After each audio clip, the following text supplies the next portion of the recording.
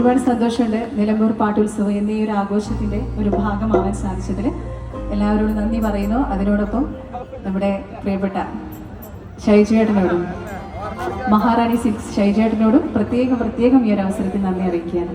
നല്ലൊരു പഴയൊരു ഫിലിമിലെ പാട്ടാണ്. നിങ്ങൾ നല്ലൊരു സപ്പോർട്ടൊക്കെ തരണം കേട്ടോ. നല്ലൊരു കയ്യുടെ സപ്പോർട്ടൊക്കെ തരില്ലേ? Okay, thank you.